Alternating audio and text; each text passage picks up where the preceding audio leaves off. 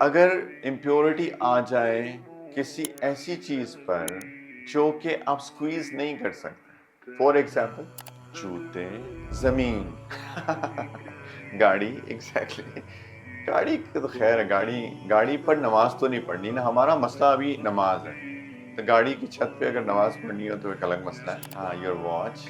جی بیٹا، carpet, chair پہ بھی نماز تو خیر ہاں کچھ لوگ چیئر پہ بیٹھ کے نماز پڑھتے ہیں. Let's keep it simple. Floor پہ نماز پڑھتے ہیں نا، تو ہمیں تو مسئلہ نماز سے ہے. ہماری باڈی بھی کلین پیور ہونی چاہیے، ہمارے کلوز بھی پیور ہونے چاہیے، اور وہ جگہ بھی پیور ہونی چاہیے جہاں پہ کہ ہم نماز پڑھ رہے ہیں.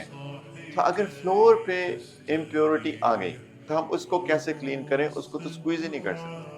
اصل میں دو طرح کے فلورز ہوتے ہیں. ایک فلورز ہوتے ہیں جو کہ پورز میں اس میں پورز ہوتے ہیں، جس ایک ہوتے ہیں جس میں پورز نہیں ہوتے ہیں. ٹائلز میں پورز نہیں ہوتے ہیں، کارپیٹ میں پورز ہوتے ہیں. Right, carpet is like cloth. تو اگر تو کارپیٹ ہے نا تو ذرا مسئلہ تھوڑا سا زیادہ ہے، کیونکہ اس میں ہم کو آئیڈیلی تو سکویز کرنا چاہیے، لیکن یہ وال ٹو وال کارپیٹ لگا کیسے سکویز کریں؟ یا بچہ آیا، کوئی چھوٹا بیبی آیا، اس نے یورین کر دیا، اب کیا کریں؟ تو ہم یہ کریں گے کہ ہم پانی ڈالیں گے and then we absorb it through sponge, through towel or something.